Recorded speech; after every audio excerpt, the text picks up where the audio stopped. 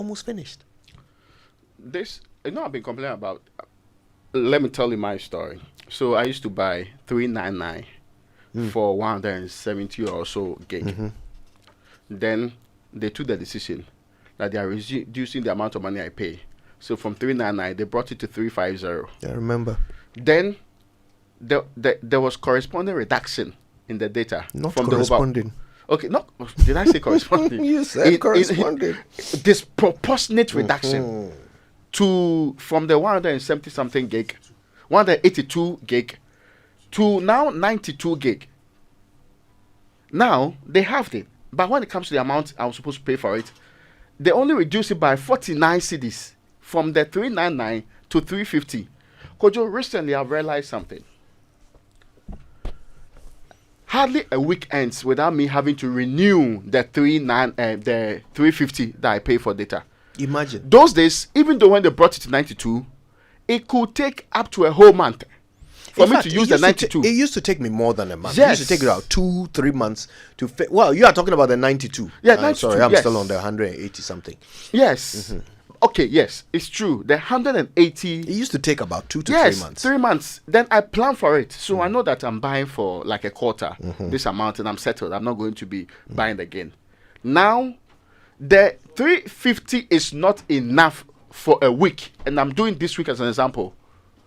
My data is left with less than 1 gig. How are we supposed to live? No, you see, and I checked. So mostly I will go back to, luckily they've given me an app to check how much I consume per hour on my own pen.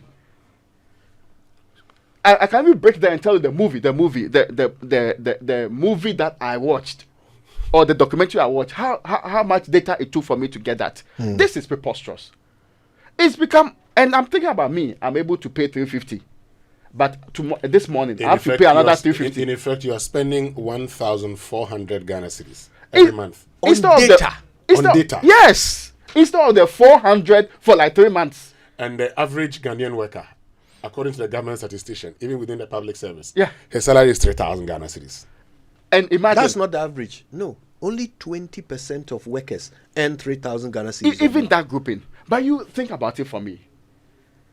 I have to now cover about 1,500 for a month to do with data alone. And I'm not talking about the other pressures from the other inflationary pressures for the other quarters, right? It doesn't make sense. I mean, listen, people think that I've been hearing all the conversations about SMP, but I personally do not care. Okay. It is becoming increasingly more expensive for me to do the normal things I do with data. It's ridiculous. Anyway, we have to come back and talk about it. But first, we are going to get into a bit of analysis of what the NDC had to say last night, what their flag bearer, John Mahama, had to say last night when he was addressing the youth at the launch of their youth manifesto. We'll be speaking to George Opareado, who's the National Youth Organizer. He's on the phone. Good morning to you, George. Thank you for your time.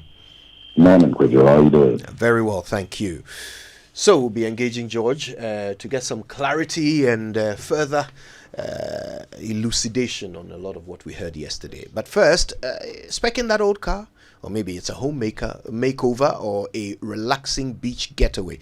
Whatever it is, use your ABSA card 10 times or more in a month and you could be a lucky winner in the ABSA Change Your Story promotion. Earn extra entries by using their digital channels 5 times or more. Between now and the end of October, 5 lucky winners will take away 40,000 Ghana cedis each every month to change their stories. For more information, go to an ABSA branch today. This promotion is regulated by the National Lottery Authority on the Caritas Lottery platform.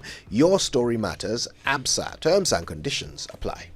The best investment you can make is to invest in your child's education, and a good school with international standard education and facilities that will nurture your child and give them the right fundamentals to be great in future. So let me introduce you to Metro Gold Schools. Yes, Metro Gold Schools located in Ablekuma Kev. Admission is ongoing for Cambridge education. School starts from creche to grade 9. Children from age 3 months to 14 years. Rush now for the September intake. School starts from the 10th of September. And Metro Gold Schools has a modding facility and a serene environment conducive for learning. It has boarding facilities, a tennis court, basketball court, swimming pool, and an AstroTurf pitch. Enroll your child now. Call or WhatsApp 108. That's 0548 050108. Or you can visit our website, mgs.edu.gh, for admission details. Metro Gold Schools, your child deserves quality education. Now, in today's dynamic business environment, a robust workforce is pivotal to achieving success. This is why we have thoughtfully designed our corporate health insurance plans to empower your employees and bolster your organization's performance. With Equity Health Insurance, your investment transcends ordinary insurance. It represents a commitment to the future of your company. Our health plans are individually tailored to accommodate the unique needs of your employees, offering comprehensive coverage and exceptional benefits. Our support goes beyond administrative tax and premiums. At Equity Health Insurance, we are dedicated to standing by your side throughout the entire journey.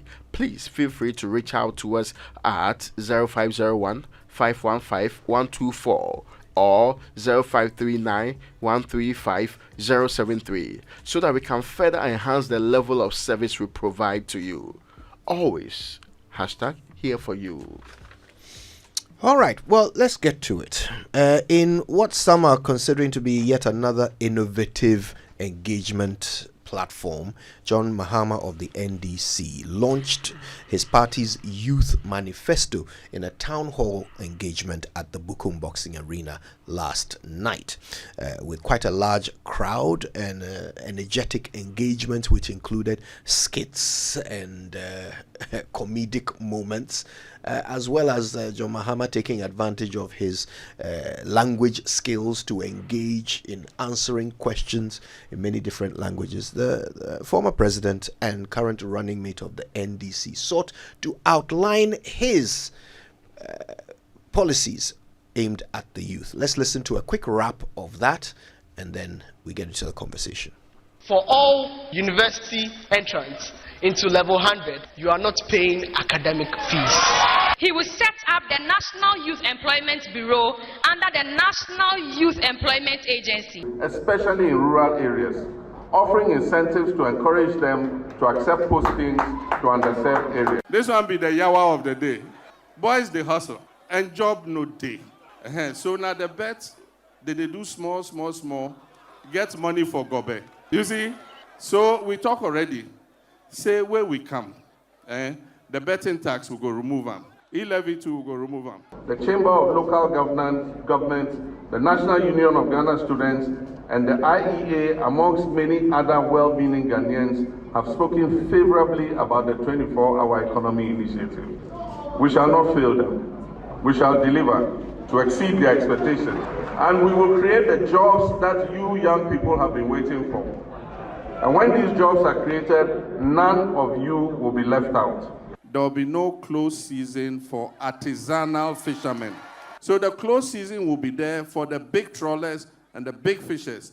But the artisanal fishers who go with their small canoe and their outboard motor and their nets to go and catch nokofio, ni akebaba, ni akwe amehalfa, you go and onga and shona maba. If the Office of Special Prosecutor comes after you, you are on your own. I'm not a clearing agent. I will not clear you.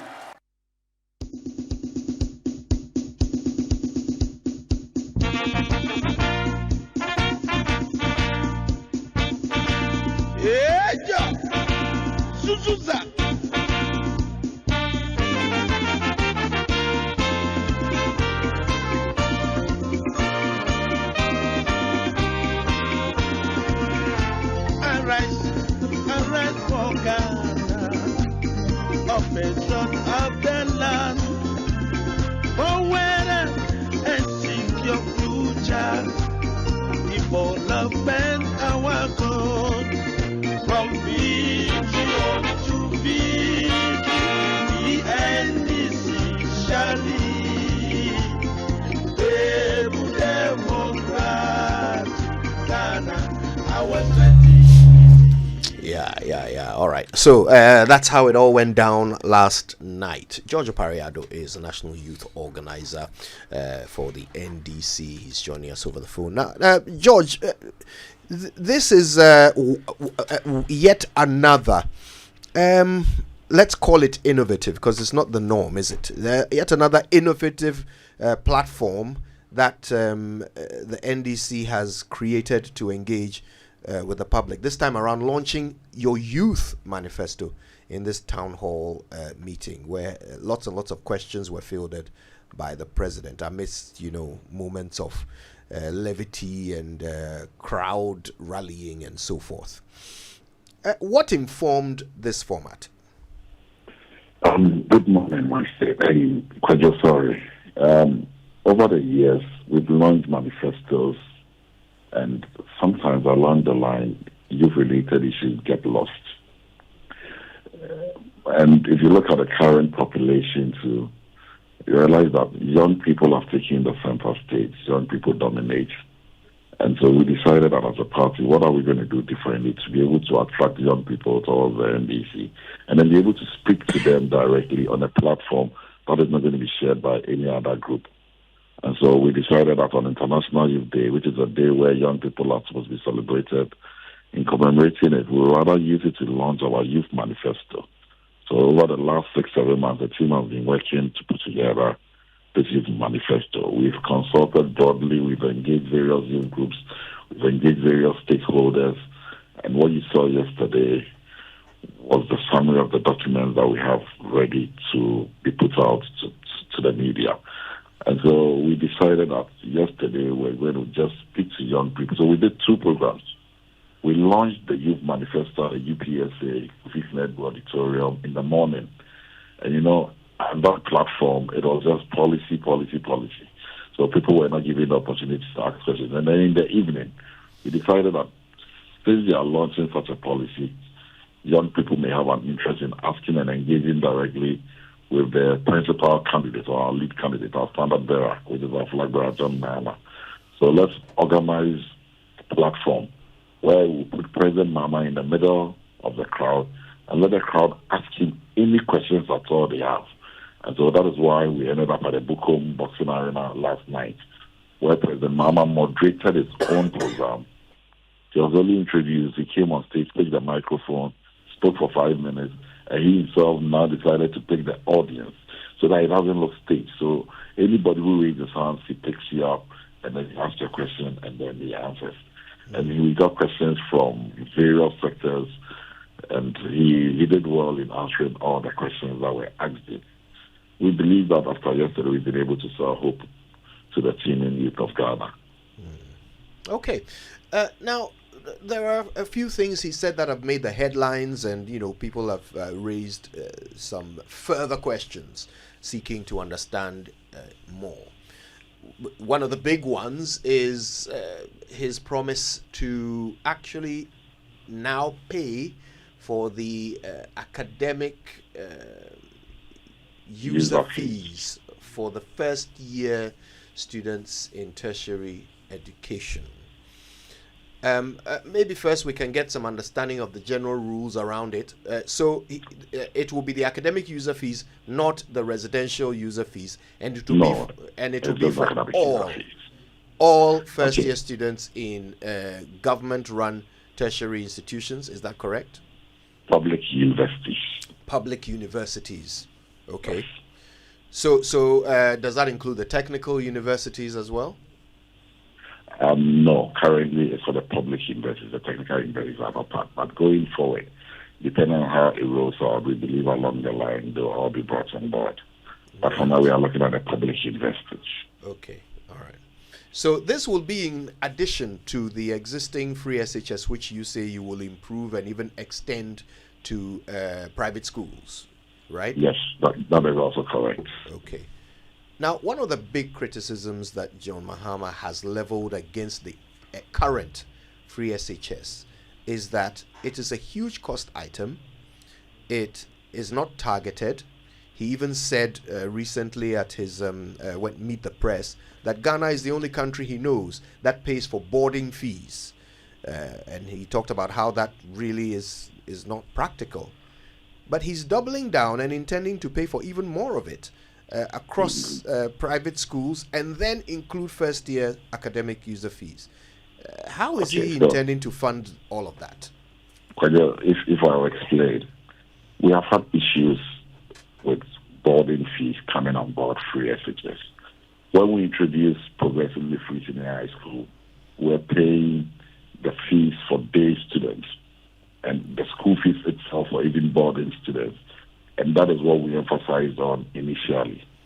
That if you want to do free FSHS, let's start from looking at day students, and then if you want to bring on board boarding schools, you can. But it is true, around the world, it is only Ghana that is paying for boarding fees for students. Most countries, everywhere where there is free education, it does not include boarding. And so that fact is there. We are also not saying we are going to pay residential user fees for students. We are saying we are going to pay academic user fees. Technically, it is just like the school fees. And we've done the costing.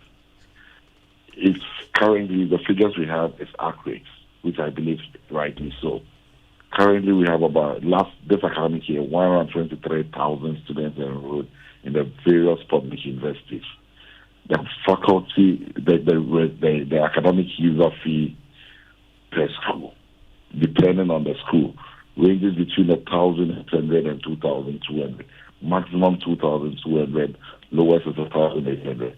If you do the mathematics, it comes up to about 220 million Ghana cedis, which is less than $30 million in total. That is less than 10% of how much we are spending on free SSS. Now, where are we getting the funding from? When we were leaving government, the Office of Government Machinery Budget was less than 700 million. It was 650-something million Ghana cedis. And that is how much we are using when we're in government throughout. Over the last 7 years, it has increased to a whopping 2 billion Ghana cedis every year. What the NDC says is that we don't need that 2 billion to run the Office of Government Business. And so we are willing to take that 250 million if even the numbers increase in 2025, 2026. That 250 million Ghana cedis that we will require to pay for the academic user fee for first-year students. That is where we are going to get the money from. We are going to take that money off that, because they are not going to use that 2 billion that the government is using to pay for necessary things at the presidency. And so that is where we intend to find the funding from. And the rationale is this. The transition between SHS and the university is becoming a problem for most students. In the last few months, I believe we've seen many times bringing students whose results are seen on social media for help. For every student to be able to register at a public university, the first thing is you have to pay your academic user fee before you are even able to register and get onto the portal and register. And then the hostels, or if you are not in residence, you don't go and pay the residential user fee. And then the faculty fees are paid later on. The biggest chunk of what they pay, apart from the hostel fee, is the academic user fee, which is what you require to register. And so government wants to make the transition. The child has been going to school from secondary school for free. Now he's transitioning to university, and you're asking him to pay fees. Some can pay, but not everybody can pay. So let's make the transition smooth. For the first year students, let's absorb that amount and support them so that they can enter. When you enter, you can now access the Student Loan Trust Fund Plus. And until you become a student of the school, the law that regulates the trust fund only supports students of tertiary institutions. And so if you are not able to enroll to become a student of a tertiary institution, you are not able to access the fund. So if we even ask you to go and access the fund, because you are not a student yet, you can't access the fund. So let's help you to become a student. And then when you are moving in second year and you are still poor and you cannot pay, then use the loan that you are accessing to pay the academic user fees. And so that is the rationale. Right. So that the transition becomes smooth for all the students who are struggling to, right after secondary school, there is no money. And, it even becomes more dangerous educating them at that level and leaving them to hang in a system. So talk us through, the thinking that led to this, the decision to provide this social. Currently, how many students get admission and fail to turn up because they cannot pay academic user fees? How many students lose their opportunity to go to a tertiary institution because of academic user fees? A lot more. Yesterday, we showed a documentary titled Voices of the Future. I'll even be glad if JFM will ask us to bring it to them so you can also play it on your airways for us for free. We spoke to a lot of young people who have passed finished secondary school, but because they are not able to pay their academic or they are unable to pay their fees to get into tertiary, they are still home. And we also did broader consultations with PEU, UTAG, the various NUCs, the various SRCs, TAG, the various student groups. And speaker after speaker, engagement after engagement, one of the things we realized was that a lot of students are getting admissions, and a lot of students are not signing up because they are not able to afford the fees. Because of, and mind you, because we'll be honest, the economic condition in Ghana has moved from bad to worse, and every single day it gets bad. Yeah. And so this is why, and this is what he informed us. So initially we were thinking of, okay, why don't we use the student loan trust fund? Let the students apply for the student loan and then use it to pay. Then we realized that there is a limitation on the law. You can only access the fund or the trust when you're a student. And when you gain admission, you are not a student yet until you satisfy the requirement of paying the fees and then going through the processes to register to become a student. And so that is where the limitation is. So there was even another school of thought that said that, why don't we then change the law? Or we only have the opinion that we can only come into government before we can change the law. And so maybe, just maybe, and this is from on top of my head, maybe along the line, when the policy takes off and we are reviewing it somewhere in the future, it could be that we will even be reviewing the STLF plus law so that once you gain admission, whichever way it works, even though it's a bit absurd, but I believe along the line some reviews can take place. But for now, we need to facilitate them to become students. And that is why we intend to support them. Because once you pay your academic user fee, the portals are open for you to be able to register. And so that is what we want to encourage. Okay, I was asking how many. You said a lot, but I mean, what I am not able to give you a figure. But is there actual data that you could share with us later? Is there actual data that you could share with us later? You know, some actual studying that was done to determine what these numbers are, for which reason this policy was necessary. I could find the data for you. It shouldn't be a problem at all. That would be great. Now, George, you've talked about some of the alternatives you considered and discarded before you settled on paying the academic user fees. If indeed just amending the law would solve the problem, why not promise that instead? Because if you do win power, you could amend the law. Why not simply promise and that? I'm saying that amending the law, I told you that amending the law may sound a bit absurd. How do you identify somebody as a student? The person must be enrolled first. If I offer you a simple law of contract, an offer doesn't signify acceptance. So if I offer you admission, you must accept it. And by accepting it, you must carry out the condition. So if I offer you admission, and then I add a scholarship to it, you are not a student yet. The law says that you must be a student to access the trust. And so there are technicalities around it. And I believe these are public institutions, are they not? These are public universities. How difficult will it be to simply tell them, once a student accepts the offer, do not take any money from them until their loan but I'm saying that the Student Loan Trust Fund is an entity on its own. They have its own legal framework. Those are matters of law. So it has its own legal framework. And for you to be able to access the trust, you must be a student of a recognized university. And the university's processes are that you only become a student when you've registered, when you've accepted the offer by paying your fees and registry. And so we have to look at the two laws and find a way of syncing them together and making them work. But for now, we are preparing a manifesto to win political power. What is feasible at this stage? When policies come along the line, they undergo reviews. When it starts and we realize there are challenges or this is not working right, we can always review.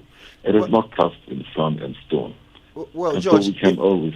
Yeah, if you win in December, the next admission to public universities will be in September 2025. That It's gives not you entirely 9 true. months. Please check. It's not entirely true. The calendar has changed. Some admissions are done earlier. And you realize that even at the universities, they're doing double track. I'm sure you're aware of that. So when will the admissions So, happen?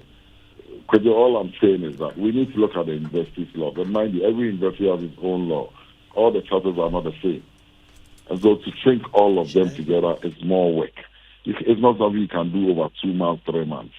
It's not feasible. And then you need to also look at the FTLS plus law. You understand? So the governing law that governs the University of Ghana is different from the law that governs the NUST.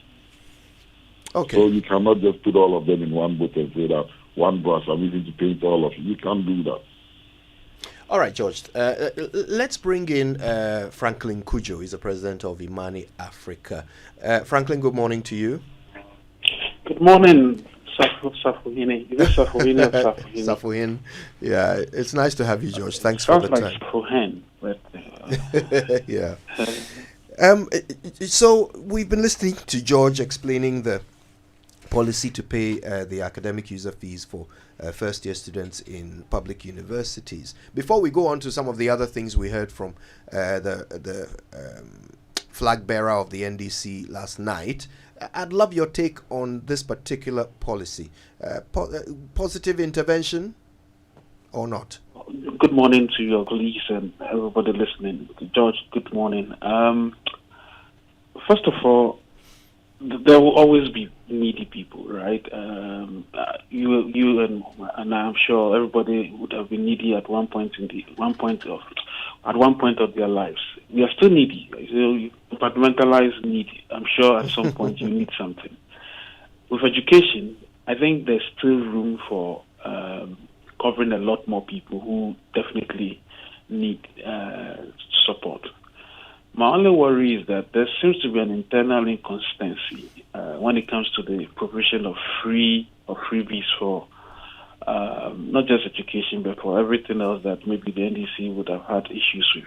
And indeed, it's good to have issues with a policy that seems to be universal, when in actual fact it can be targeted. And on this, I'm referring to their position on the free SHS. The overwhelming call for review of the free SHS policy was a good one. It's still a good one. It's in sync with some of our position. That not everybody is poor, right? And so you want to target. How the NDC moved from that position of calling for a review of the free SHS system based on maybe fee payment or maybe even infrastructure and whatever, to now say that, first year, because there is some level of need and there's some level of obstruction to access, would ensure that everybody goes in terms of not paying tuition fee. There's a huge inconsistency there, and I think they need to clarify that. I think that one needs to be clarified, because you see, there's the beauty of having campaign based on policies and ideas, because at the end of the day, you ought to be put on the pedestal, same one that you held your opponents to. So I found it a bit inconsistent, in spite of the fact that people ought to be supported. What I thought should have been done, maybe, this is my suggestion. There's a gentleman called Reginald Sechi Brown. I've hopefully got the name right. He's been on a campaign on Facebook on the cost of books, right? Books, educational books, to the extent that you pay almost 15% if you are buying books, imported books. Maybe within the country, right? There are all kinds of taxes on educational materials. Perhaps the NDC would have been a bit more pragmatic in suggesting that in addition to targeting people who need tuition to be paid for them, for everybody else, they want to target taxes on educational materials and to do away with a significant part of them. Because it's abhorrent that the thing that you want to buy books, and it's so difficult. One of the things that make the education system here a bit subpar is that there's no additional resources to the things that are taught in class, only because people cannot access them, in spite of the fact that the World Wide Web now has a lot of resources. But there are significant books you want to purchase, and even accessing these documents online, you probably want to target and say that if you are accessing certain materials online or whatever, maybe there's a 10% tax that could be taken off from the per. So these are things you can do universally that will help everybody. But when it becomes a race to the bottom in terms of how free we want to be free, then it appears that we are tying knots at one point or the other, or at one point, and then trying to free ourselves at the other end. So I think they need to address that inconsistency, and I would suggest that they should focus on in any case, after the first year, what happens? If you help me to get in, and then I get hanged second year, what happens? Maybe the student loans trust will come to my aid. I don't understand. Because the idea is that, but I had one of them suggest, I think Beatrice Annan, suggesting that, the first year, the level of the barrier to entry is high financially, so we want to help you halfway. Well, I get in, then what happens? I start looking up to God for the next tranche. I'm not saying no help. Every help is good. But I think the inconsistency question has to be answered. And I think the more pragmatic approach would have been assessing educational materials at some tax rebates rather than this one that appears to be a bit quite inconsistent with their own position on free SHS. I want us to touch on another thing that was mentioned by the former president, even though I know George might want to take a minute or two to respond to your thoughts, Franklin. But George, let me ask the next question, if you want to address, do so. Because if it would have made me respond to Franklin, everything he said is fine, but for the continuing students, like I said, if Franklin was listening earlier, you'd have we said that the challenge is for first year because you are not students yet. But once you enroll, we hope that and expect that you enroll to the Student Loan Trust Fund. And then that is where we are going to speak, or we are going to work with the Student Loan Trust Fund to now support and pay the academic user fees once you are on the loan. Instead of paying the loan to you directly, if you are not able to pay your loan, we would now ask you or we will allow you to register, and we'll use the loan to offset whatever debts you have with the school. And when there are any differences, then it will be reimbursed to you, the students. Yeah, but so we structure it in that way, so that if you are so poor that you cannot pay, then you can access the student loan to support you. Okay, but George, I mean, listening to Franklin, the point I get him making is that as a party that in the past had concerns with the wholesale implementation of free SHS, why don't you embark on a targeted, so I, Winston Amoah, can pay, Franklin Cudjoe cannot pay, so Franklin Cudjoe gets assistance to pay instead of giving I, Winston Amoah, who can also pay, the same assistance. Winston, our challenge with free SHS was not the paying of fees for everyone, because we are advocating for paying of fees for day students. Our challenge was with boarding, the residential user fees. That is where our biggest challenge was, because that is where the huge cost comes from. And in this instance, we are not paying residential. Yes, but I'm asking about targeted means testing, so that those who can afford, can pay, and those who cannot afford, don't pay. People. We have no challenge with that. But now we don't have data available to us. And we will be honest with ourselves. The current economic conditions, you may look at the Payado from 10 years ago and assume I'm doing well. But today, very few people you knew were doing well 5 years, 10 years are doing well today. And therefore, biological report is there for all of us to see. We are growing poorer by the day. And so you may have assumed previously that I was well off. But clearly today that may not be the case because of the bad economic conditions we all find ourselves in. And that is the reality of the day. Right. Okay, thank you, George. Let's now talk about another answer that the former president to a question about the closed season. Now, he said that there will be no more closed season for artisanal fisherfolk. However, there will be a closed season for trawlers. Let's just hear him quickly and then I can ask the question. There will be no closed season for artisanal fishermen. So the closed season will be there for the big trawlers and the big fishers. But the artisanal fishers who go with their small canoe and their outboard motor and their nets to go and catch nokofio, ni akebaba, ni akwe amehalfa. You go and onga and shona maba. Right, there we are.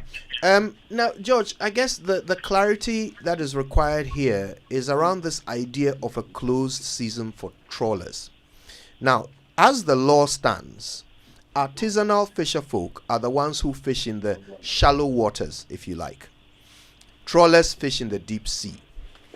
Now, the closed season is to allow for the fish to spawn. Now, the fish all come into the shallow waters to spawn at one period during the year. Now, if the former president says that he's going to give trawlers a closed season, that means trawlers can fish in the shallow waters throughout the year except for the closed season.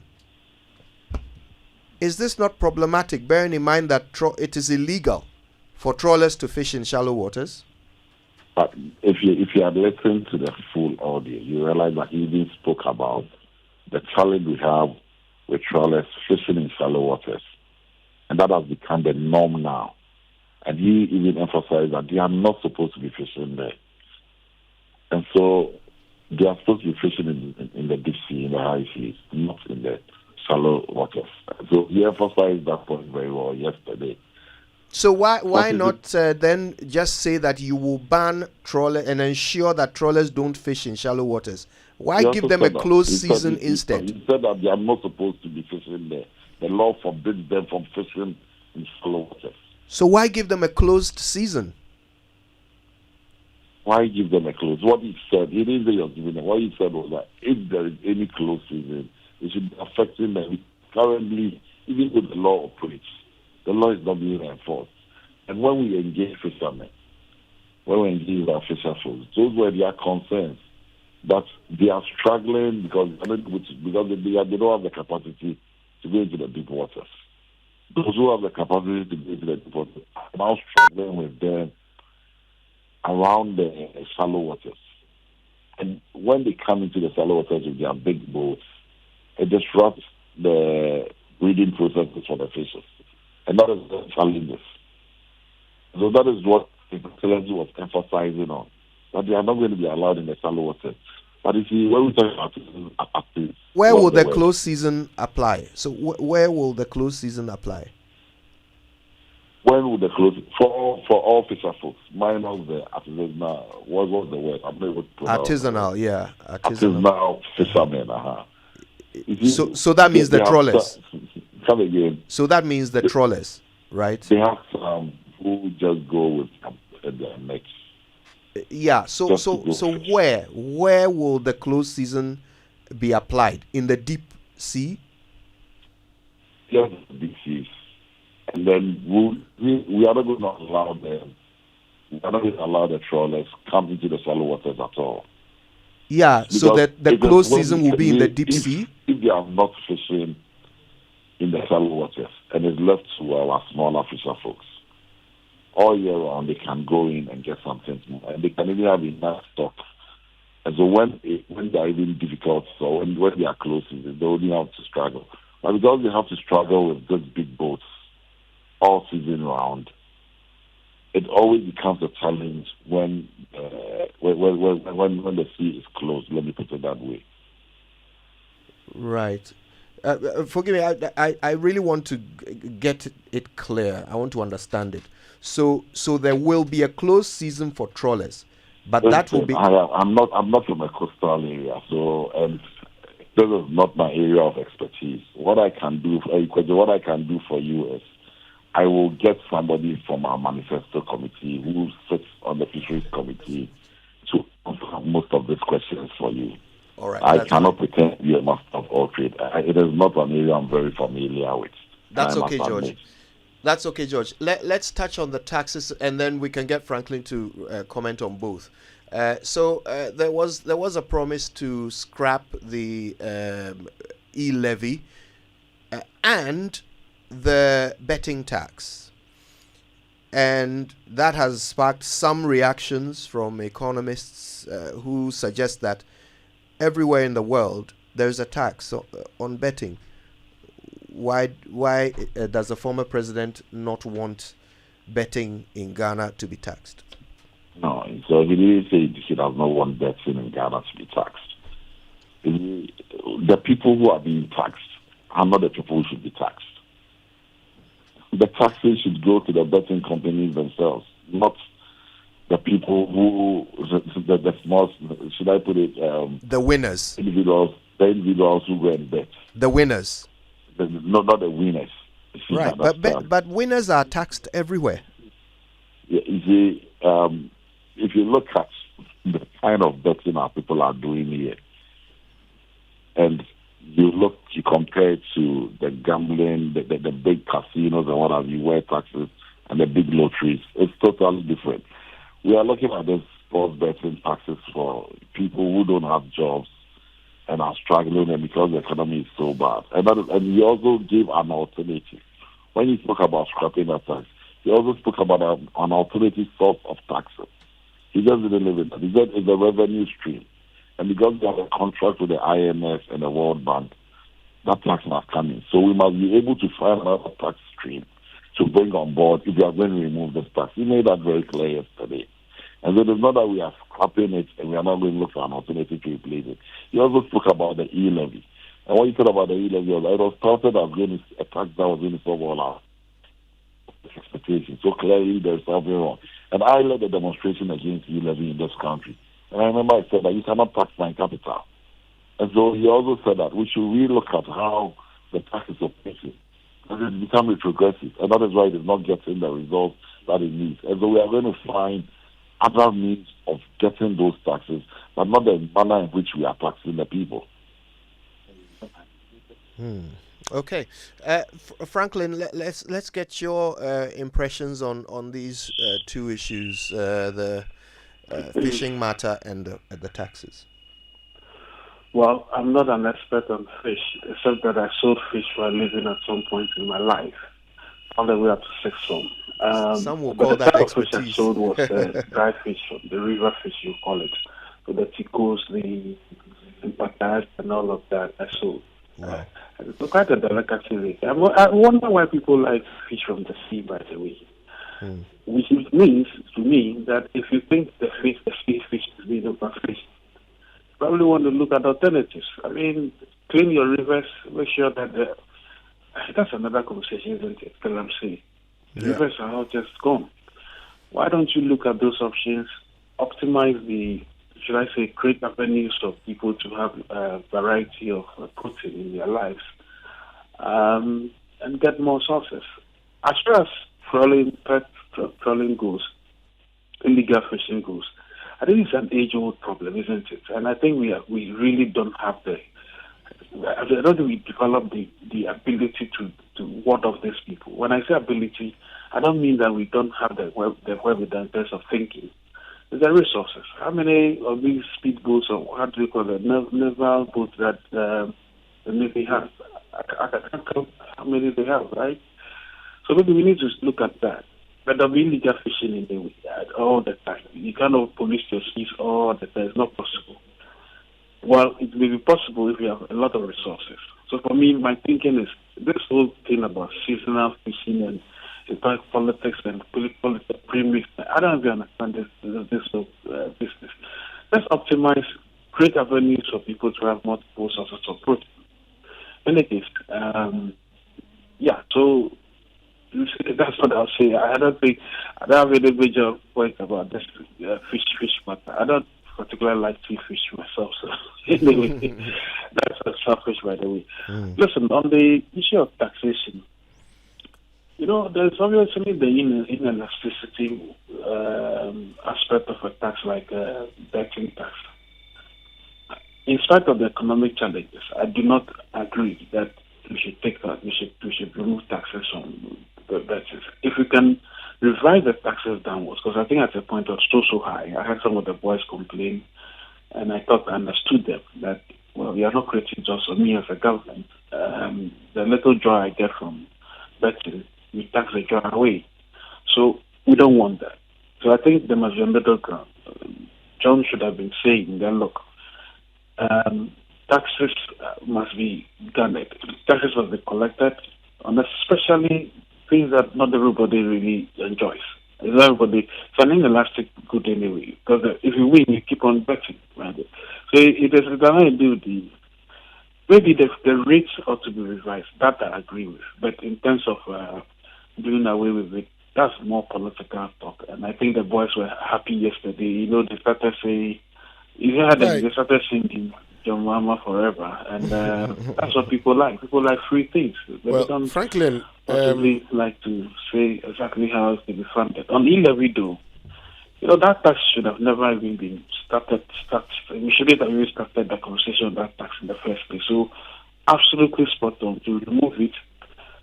Or even if he has to consolidate all the taxes on digital tax and find a better way of taxing our usage of these digital platforms, that would be sensible. But clearly speaking, the E-Levy was quite a non-starter because we're already overtaxing that sector. You know, the other thing that annoys me, and I think they need to talk, I was waiting to hear from me on this, the Kelly GVG. He's going on and on talking about digitization, but he's forgotten that there's a wasting asset. They're paying almost $1.5 million every month since 2018. As well as paying some fictitious company. And they've not delivered any single value. Then why do you go ahead and be taxing people? And I think these are the arguments the NDC should be making as well. They're creaming up money from 5G licenses. That whole space is so messed up that I never understood what innovation has been brought in that sector since this minister came.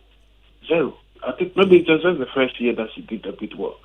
The subsequent years, procurement for procurement, regulation for regulation, central also.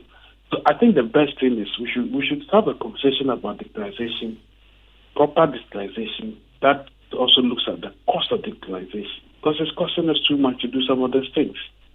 Now, Franklin, I mean, talking about the betting tax, if I get you clearly, you're suggesting that we shouldn't scrap it, but probably consider a reduction in the percentage. Is that what you're saying? Yes. Yes, that's what I'm saying.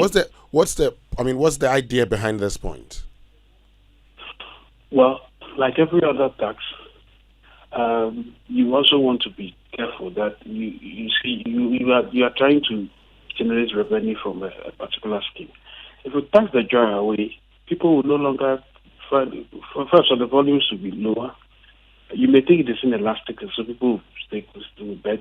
But I suspect that at some point, people will say, "Look, I probably wouldn't have to bet anyway because I bet the government takes a significant part of the money anyway." I think that is not right, and that's what I thought. Maybe that conversation should have been had. That percentage could be lowered. And then, as you know, funnily enough, when John Mama was speaking yesterday, I don't know if you heard, he said something about, okay, well, there are no jobs now, and the little job I have from that you are also taking it away. It's a moral argument, and it sounds very great and sensible. But he added something towards the end of it, which I suspect people did not really notice. Also suggesting that if at the point in time you get a job, then maybe you have to start paying those taxes anyway. I don't think that came out quite well. Whatever it is, my point is the conversation should be about reduction of that tax, especially because the tax component is too high. I think if anything that is in double digits on betting is wrong. I think it should be a single tax, maybe 3 or 4%. Nothing beyond that. So that you can probably, yes, people can still bet and you get more volumes. That's the way taxation should be working. I've never understood the way we tax in this part of our world. The GRA focuses on a few people who can pay and then later leaves everybody else. Well, anyway, so yes, Franklin, because I mean, if I don't heard him think clearly, it makes sense to say you don't want anybody to pay a tax on it at all. Let me bring in George Opariado because you've made this point. Yes, George. So Franklin says maybe you consider a reduction, but total scrapping of betting tax, as we've called it now, may be unnecessary. Hello, George. Do we still have George Opariado on? Okay, we don't have that. But Franklin, I mean, while you're talking about a reduction, some would also argue that, he's talking to these young people that he says, because of, the unavailability of jobs, you're having to use betting to get something small that you can buy gobe. So an indication that the current wholesale, maybe he may consider a ceiling to say, if you earn more than this amount, then you have to start paying taxes. How about that? Oh, it's the same thing you're saying. I mean, you can either bulk it or you can make it. You are trying to talk about progression. It's basically progression, right? Yes. So there's below a certain threshold, you are not taxed. I mean, if you win, let's say 1,000 cities, maybe 500 cities should probably be taxed. But if you earn probably above 500, then yes, you need to pay a tax of about 2%. Then it progresses that way. But you see, the taxman is a voracious person, so not so particularly intelligent. So all they want to do is tax the joy. Tax, the money is coming. Let's tax. But they're not taxing to create. In fact, the whole idea really is that you want people to have a life balance that they can also say, okay, well, I spent the bet here, I made a little win. I understand. Look, these things are difficult conversations to be had. So I'm sure some people will say, this is a sin tax, so we need to tax the sin out of tax the joy out of the sin. And so maybe that's what they want. But you are absolutely spot on. It has to be graduated, and then we go. Which brings me to the conversation about flat taxes. I think Bamia's issue on flat tax is a wonderful idea, as long as it will be done, again, on a progressive basis.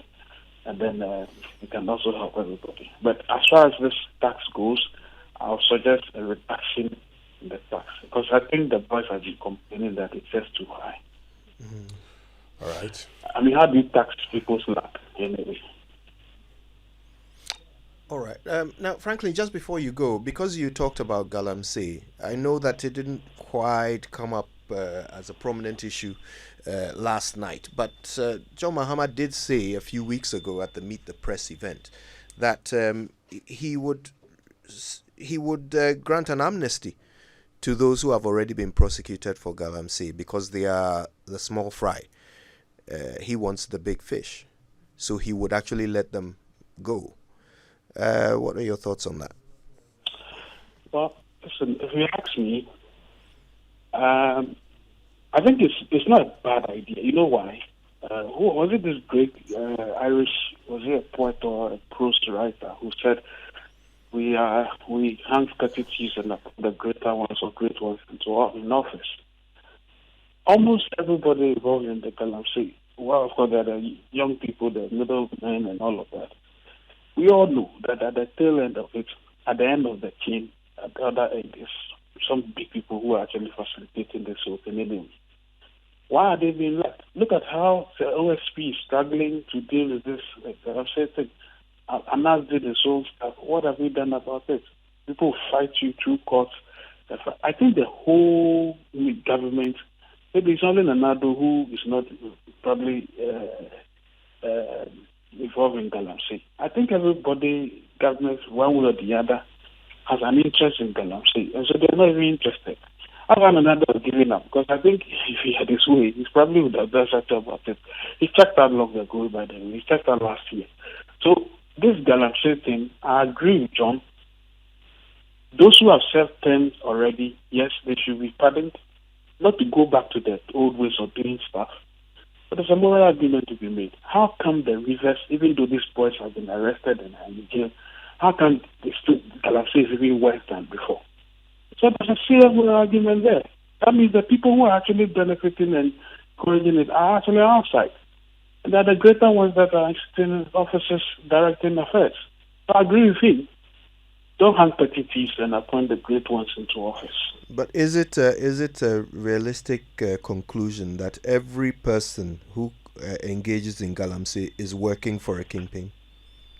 Sorry, everyone who engages in Galamsey is doing what? Is working for a kingpin or a big fish? Maybe not, but you see the way the gold thing works, right? In any case, you trace this illicit material. Even if you engage in, you are not part of the network of kingpin. At the end of the day, the kingpin buys it anyway. Because how do you sell this stuff anyway? Because it's illegal.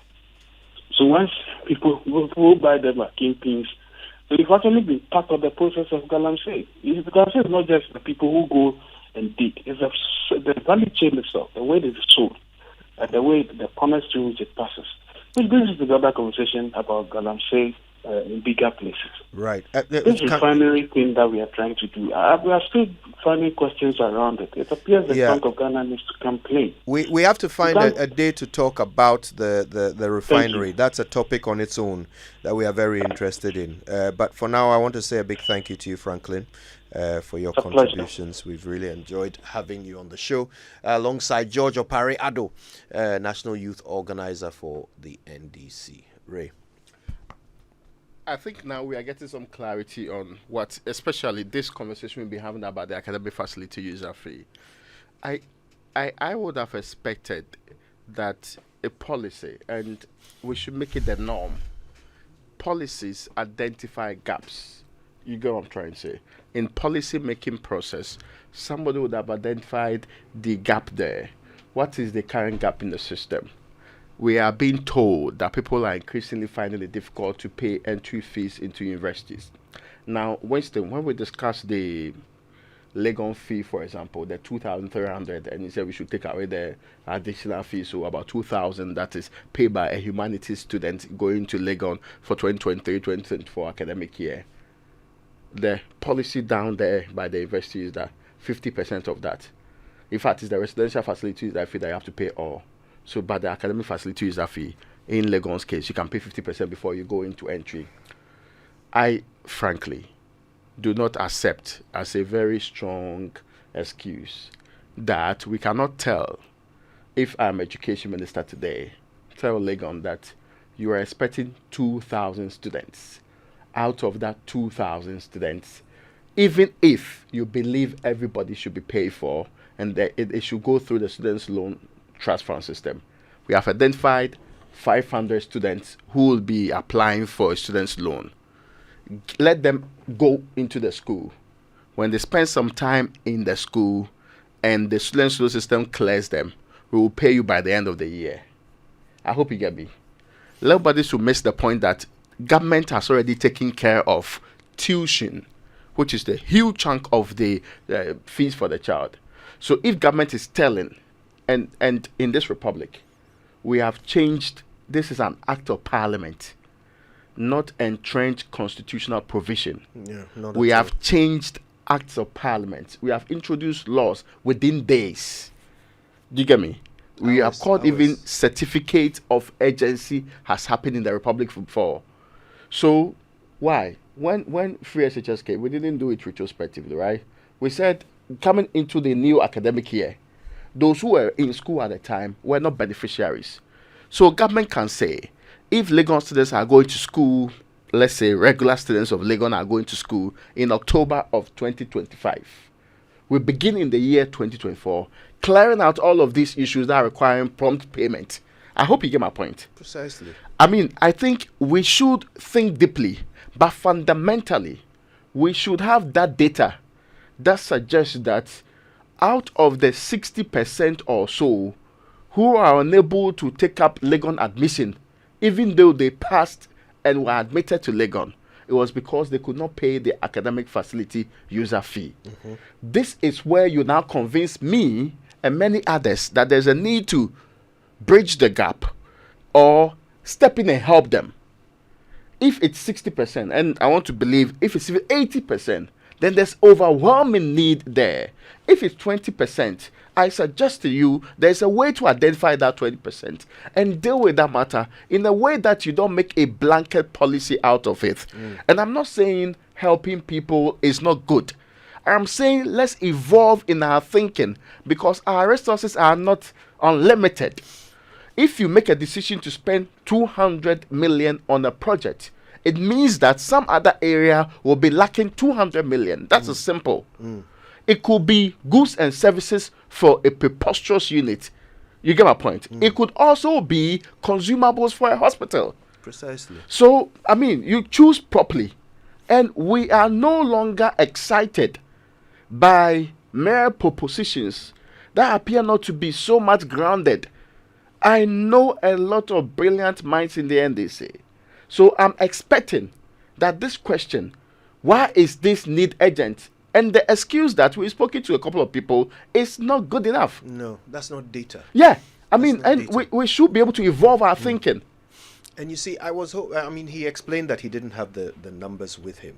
But in fact, I'm hoping that he's able to furnish us with these numbers, because that will reveal a lot. If you are, look, it doesn't matter the percentage. You gave examples of 60% or 80% or 20%. It doesn't matter the percentage. If you have the data, it means you know the people. If you have the data, you know the people. So it doesn't have to be a blanket policy at all. Because if you have data, it means you know those who need it. And if you know those who need it, provide it for them. Is that not it? Now, today, we tell ourselves that we know our people. The Statistical Service can map out for you where the poorest of our people in the Republic of Ghana are. Absolutely. Indeed, censuses collect data, sometimes on earnings. You remember, right, when they come to your home and all of that. We cannot still be acting as if we're a 14th century state that struggles to get data on basic things. If we truly want to do it, we can do it. But it may not be sounding, because we have gotten used to a certain, and I find it quite problematic. If the word free is not attached to the policy, it appears it does not kick in with Ghanaians. But we know what all of this culminate into. And we know the difficulties that lie ahead of us. We need to think creatively, and more importantly, let's make data-backed decisions. All right, Churchill? Well, I mean, I think that at this point in time, it would be important for all of us to step back again and realize that in coming out with these policies, we must also show why these policies are needed. Okay, so I hear that, because we're coming into power in because we may come into power 2025, we're starting with a level 100, free academic facility user fee, and then subsequently you get on to, the Students' Loan Trust Fund. This is it for me. For anybody who's, if you apply to go to a university outside the country and they are offering scholarship, they actually would, beg your pardon, they would indicate why you should be giving the scholarship. You would show why you deserve the scholarship. In other countries, you would tell your background story and why this may be of a blessing to you. I do not think that we cannot do the same. Okay? If it is our policy that we want to go the free SHS way and say that, any Ghanaian who qualifies first year, we're paying for you, fine. We can have that conversation again. But as I have always indicated, for me, my challenge with free SHS is that wholesale, not the best. And so it is going to be that same challenge with the free academic user fee for level 100. All of us seated here, we can pay for awards if we take them to the university. I don't see why I need to benefit from the state when it comes to that. Somebody may need it more than I do. Or need more. Need me and your own added together, give it to so that they person. can exist in the school. Give it to that person.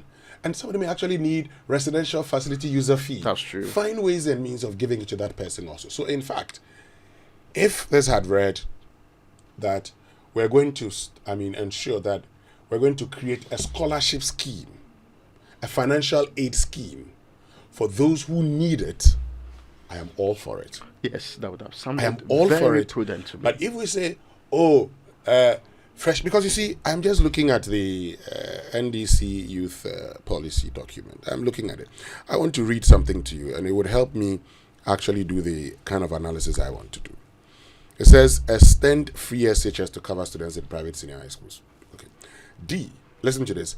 Implement a no fees stress program to alleviate the financial burden on parents and students in financing tertiary education. Financial burden. What is the financial burden? So you're saying you want to alleviate. So for those who have that burden, you have to identify them and alleviate that burden. I don't think you need to give all of us that same thing. And having said that also, when it comes to the betting thing, one of the things that I think can be done is to look at winnings. Okay? Is to look at the winnings and say, and I mean, look, wholesale, we remove it. No. Let's sit down and look at it again. Do we say, for instance, that, okay, when it comes to winnings of this margin, you're not going to be taxed? And this is it. At the time this started, the GRA said because today they didn't have a way of checking the winnings, they rather we're going to check from the withdrawals. So if you're withdrawing, then you pay the 10%. Mm-hmm. Which means you could win, and as long as you keep it in the betting system, you don't pay. No, you don't pay. But if you win, you want to spend the money, you pay. That's it. Yeah, because if you win, you want to use the money. You pay. Whatever transfer you do, you will pay.